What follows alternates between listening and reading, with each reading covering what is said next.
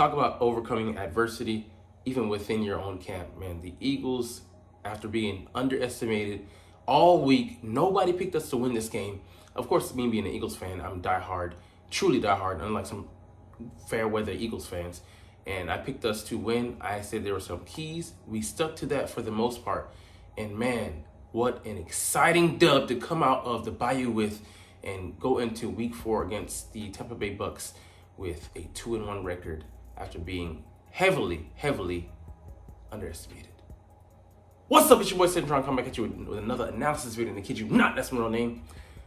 Final score of this game, 15-12. We went into the Saints' home ground, the Dome, and beat them on their own turf, man. So, I mean, this win spoke volumes. Obviously, we know that defense was huge here, but we had to overcome some, mental gaffes, but really clandestine coaching by our double spy agent, Nick Sirianni. I mean, it's crazy that he put us in this position all game to be 0-0-0 on the board. We had a 15-point explosion. And I hate how pundits review the game because they didn't clearly watch it. They're watching highlights. We were close. We could have scored points, could have put up points. It may not have been touchdowns in the early going, but we shouldn't have been scoreless throughout the first 3 quarters. It wasn't because of the offensive struggles. No, it was because of coaching decisions to not go with the points, the guaranteed points. And then when we did try and go for points, it was putting our team at a disadvantageous position, with field position, turning it over to the other team's offense within almost, already at the 50-yard line. So, I mean, we did everything we could to try and throw this game away. And in spite of the coaches, or I should say the offensive coach, the head coach, Nick Sirianni, we won this game. So, New Orleans, they had, scored 91 points previously with the 2 contests they had in weeks 1 and 2. We held them to 12 points. Their most explosive receiver held him catchless. Derek Carr, we made him look average. Kamara, we held him down. I mean, so many things working in our favor, and that doesn't start without the defense getting off the bus, saying that we are going to stop the run. We are going to have an impact. We're going to rush the passer. The Saints did a 40% pressure rate, the highest they had this season, easily. I think between 23 and 25% in the first 2 games, which was tied for the top 5. So, I mean, there were so many things that we did well this game. Let's jump into the review. The good, the bad, and the ugly from the Eagles versus the Saints. So this was made possible by a once forgotten man, Dallas Goedert. I mean, the star of the game, 10 catches for $170. One old man, Brandon Graham, who just was bringing the pressure, and a host of other guys who are not depth chart toppers like Tyler Steen, Fred Johnson, and Johnny Wilson, and Jahan Dotson. So Tyler Steen came off the bench when the guy back then went down. Fred Johnson came in when Johnson went down. Johnny Wilson, despite being a rookie, he had a key catch. But Jahan Dotson also, a couple catches, 2 catches for 8 yards. Not, huge on the stat sheet, but impactful by the way they changed the drive and kept us going forward.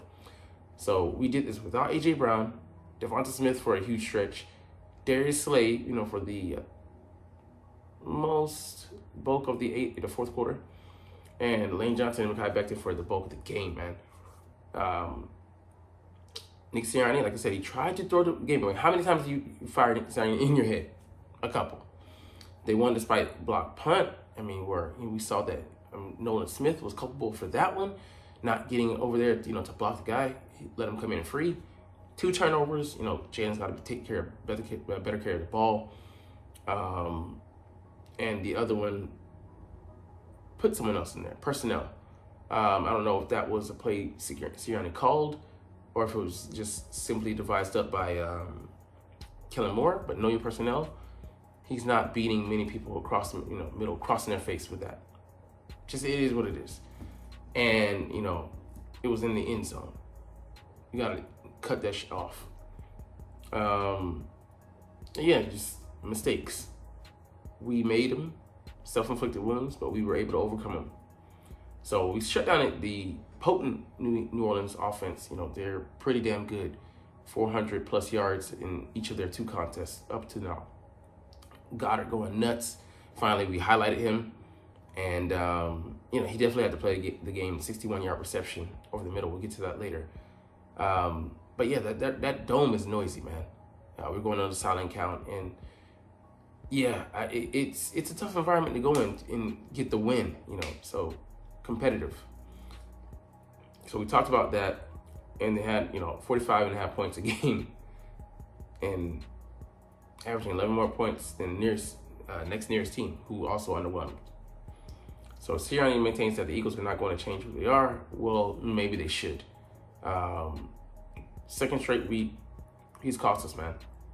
4th down and leaving at the very least 6 points on the board. One before halftime, or you know, it's a time-sensitive situation. Get the guaranteed 3, and the other just, you know, being cavalier going for it. And he doubled down on the second attempt. He was like, bro, stop being overly aggressive. Just is pointlessly aggressive. And I love what someone pointed out in the comment section. This is the same aggressiveness that left 6 points out for the should have been defending NFC Championship Lions, who lost the game by a slim margin. So Dennis Allen also came with the bullshit, trying on his own 4th down conversion, 4th and 1. So both teams, you know, head coaches. I mean, Dennis Allen kind of has been in that wheelhouse for a while, but it is what it is. But we're 2-1, and you know, we gotta fix a lot of things. Jalen has become a turnover machine. Hey, I agree. 6 turnovers, averaging 2 a game. That has to stop. It has to stop. And you don't want to be excusing these things, but play design on the first one, and the other one I completely put on him. So, I mean, he's trusting his guys a little bit too much. And a lot of those interceptions last year were, to Devonta Smith. And I just, calling it as I see it. You don't get the job done, you don't get to have revisionist history. Look good. If it's all right, and the defense played well. We have to prove it. We need consistency. We're searching for that, and I get it. It's the opening stanza of the season. This is game 3. By the second stanza is closing. You want to have an idea, get a beat on who your team is, and we'll see. So let's get into the good. So safety read, Blankenship diving interception. That he clues in. He reads. No pun intended. He's our best safety. C.J. Gardner-Johnson is just way too up and down, way too inconsistent right now. And he's letting up touchdowns at thirds, he's given up in 3 games. And just blown coverages. All 3 of them, blown coverages to some extent. And, hey, I'm not saying we need to bench him, but he needs to, take a long look into the mirror, look at the tape, and realize he's playing out of control.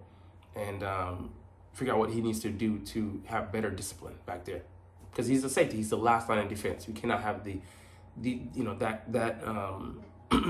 guy playing that role playing this reckless. All right, Dallas Goedert exploding. I mean, it's about time they went to him, man. And it's sad that it took a situation like this to force Hurts' hand to go to him.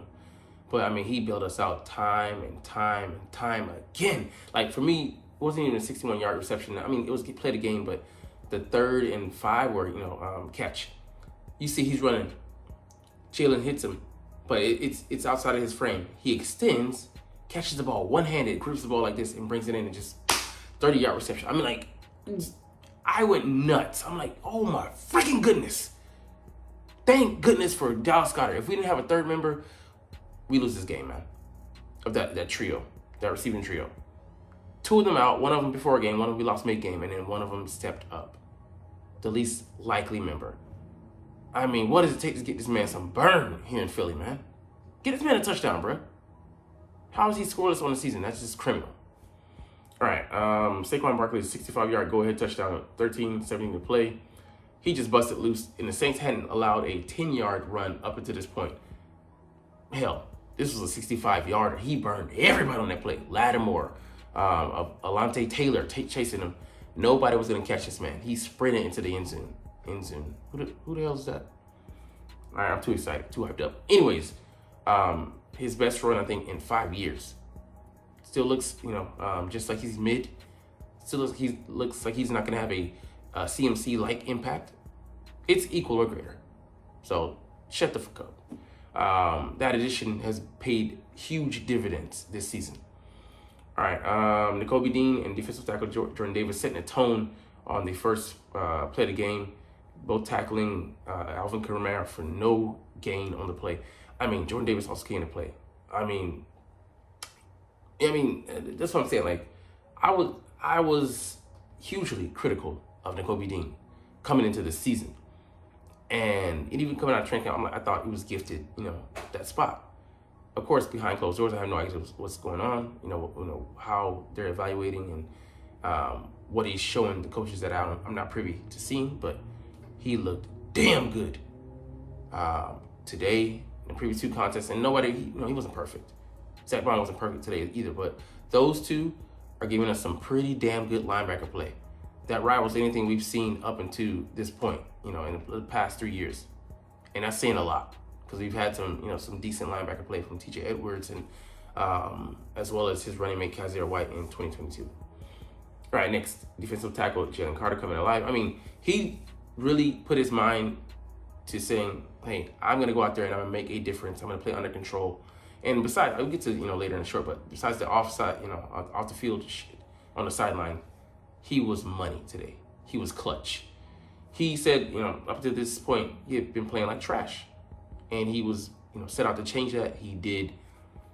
Man, he was just getting into the backfield. Just a nuisance for that offensive line there with the Saints. They couldn't contain him. Not today. It wasn't happening. All right, Eagles red zone defense on the Saints opening drive. Hey, man, say what you want to say. And I know we've given up, a touchdown in the red zone with C.J. Gardner-Johnson in this game. Him versus Chris Olave, he just was nowhere near the guy and nowhere to be found. That being said, man, I'm proud of those guys. I mean, like, I hate, and I'll be the first to say, I hate the bend but don't break philosophy. But if you're going to do that, at least be able to hold tight. And they're getting passing grades right now as far as the red zone defense goes. And they look solid. They look like they're going to clamp down on most teams in that area of the field. And that's crucial because if you're going to let up the yards, like I said, you have to be elite in one area. And so far, they're passing the test. All right, the ageless Brandon Graham putting pressure on Carr. Yeah, he showed up, man. It forced a Blankenship interception. Didn't know that. Brandon Graham, two tackles, 1 solo. Hey, he is again showing up in the stat sheet, whereas one guy he's not. And I'm not dumping on him, but I'll just say that he needs to turn it up. Whatever he needs to do to make an impact, to make sure that he's able to go out there and make a difference, put on some pressure, because right now we're not seeing it. Anyways, Jordan Davis makes it. I was shocked. I was like, who the hell is that? That big man. He was shocked. He was like, oh, I'm free. It's free, boss. I shouldn't have said that. Anyways, you're not watching because you don't even watch this far into the video, so you're not even watching though. But it's all good because he had a 12-yard sack. This was his solo sack. Last year, I think he shared half a sack. If he did he had 1.5, I think, to 2 sacks or 2.5, and all of them I think were shared. This one was on him on a DT, DN, or edge player stunt. Crosses in, he comes in and uses that athleticism. He runs a 4.7. Might be a 4.78, but at his size, that's tremendous. So I mean, like, shout out to him. He looked to have played much better. Not perfect, but man, they were just getting after it. Love the line alignment. 5 down. All right, the Eagles defense contained the potent Saints offense. Yeah. They had a season low 219 yards. You take that. 12 first downs. And yeah, all these names right here were definitely pretty good, fast flowing. And the first half, it was wow. 59, might have been 59 yards. I know entering the fourth quarter, that was what Derek Carr had, but I think through the first 3 quarters, it was like 89 yards passing. You love that. Holding that offense to those numbers. 2.6 yards per play in the first half. And overall, I think it was like something on the day. Beautiful. Chef's kiss. All right, rookie cornerback Quinyon Mitchell continues to impress. Had definitely a bounce back game, and in the closing moments of the game, he showed up big. He didn't let up like he did the previous week. He's learning from his lessons, and yeah, he almost had a pick six on Rashid Shaheed on the sideline. I'm like, oh, bruh, this man comes closer and closer each game. I mean, I feel like he's gonna corral some at some point, but he dropped a lot of picks at Toledo. It is what it is, but I like what I'm seeing from him, man. He's challenging. He's in the hip pocket. Kept Shaheed out the end zone on one play. It's like 3rd and 8.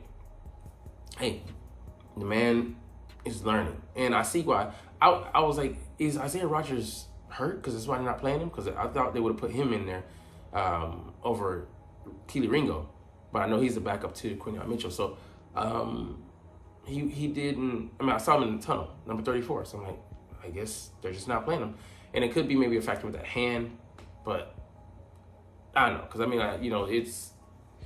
it was scary that when Slay did go out, I'm like, I know they're gonna target him, and surely they went right after him with Chris Olave, and it just sucked because we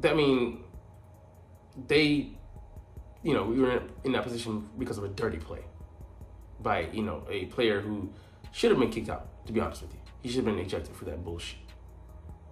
At the very least, given a flag where if he does another one of these, he's out of the game. I don't even think they put that caveat on his penalty. So don't know. All right. Anyways, the Eagles stopping the Saints on 4th and 1 at the Eagles 18 on the first play of the fourth quarter. Yeah, that was huge, man. Bond and Graham conversion and just keeping him out. I mean, he even went out the game at one point. They were laying the wood on Kamara. Pause. All right, the bad losing Slade to a dirty play. I mean, I saw him walking and gingerly into the locker room. So hopefully it doesn't affect his availability next week. We'll see, but it just sucks that it's extracurricular that should have been penalized as far as the player in the Saints, and it sucks to have a team target you like that, especially one guilty of a Bounty Gate scandal. I mean, it just feels like the spirit of dirtiness is just following them. All right, losing Devonta Smith with 13:53 to play, definitely. The refs didn't call the whistle on that blow whistle. I hope that they're chastised for that, because it was clear that he was not going to make any, he wasn't going to break out of that with 2 players corralling him, and then it was 5 yards, and then another player is coming in, launching himself, helmet first. The obvious dirty fucking play. And you got people defending even Shannon Sharp and Ocho Cinco. Like, bruh, he launched himself. I guarantee you he's going to get, an envelope in the mail with a 5-figure, at the very least, payment required for that fucking dirty play, for that hit. Like, it's helmet first, and this is the brotherhood of the NFL. You take care of each other. Come in and wrap him up. You almost hurt your own player. It's dumb. And then fans defended this dumb shit. Anyways. Hurts failing to see a wide open guy on the 1st and 10. Yeah, he was past Tyrann Mathieu. I was like, throw it to Randy Moss' hand. And he's just so unselfish. He doesn't complain about it. Doesn't go to the sidelines and mope about it. Just goes in and goes to work. All he does is bring his lunch pail, be a blue-collar player, come to work, and put in work. And he deserved the shine he got today. All right, flag for too many men on the field. Yeah, that's coaching, man. You got to, know that you got, this many guys in the huddle. Personal packages bringing in, all that shifting, moving and stuff. Don't know who. And then assistants on the sideline. Somebody's got to be able to catch that. All right, the Eagles losing right tackle Lane Johnson and right guard Mekhi Becton. So Mekhi Becton looks like he's not going to be out long-term. Dislocation. Lane Johnson, availability. Him and Smitty both have concussions. We'll see whether they're able to be able to recover. But I don't know, man. Like, it's not a short week. But concussion protocol is independent, so they have to pass that. We'll see. But I'd hate to go into this Bucs game severely understaffed. All right, the ugly. C.J. Gardner-Johnson, burning for a 12-yard touchdown. We talked about that. Just was nowhere to be found, and it's a consistent trend, him getting burned for a touchdown. And you just got to have better discipline, man. All right, Nolan Smith not even noticing J.T. Gray. Yeah, we talked about that. Snafu. Special teams. Hey, man, we got to be able to not have, what should be our solid units holding us back. And that's what happened with this play. All right, Sirianni didn't learn anything from Monday night. No. As a matter of fact, he doubled down. And not just doubled down. He doubled down within this game. Because the first one didn't work. He's like, I'm going to go for it again. I'm going to just continue to be aggressive. And then with the field goal try, like, why would you put your team in that position? A 60-yarder. And I get it that you trust Jake Elliott that much. But now you go to him, you want to build his confidence. Not just suddenly ask for it. Like, that's asinine, man. All right, Hurts first half. I get it. The interception, I'm not putting on him. Like I said, why put Smitty in that position to be a 160-pound player crossing the face of the safety, who's also not the biggest, but you can see that he outmuscled him, which shows you like what a bigger normal-sized safety at 200 pounds would do to him. Like, I don't know if that was Kellen Moore's call. Nick Sirianni overrid him. I mean, it's just not smart. I do agree with Shannon Sharp. Why put your quarterback in that position? All right, the Eagles' first offensive series.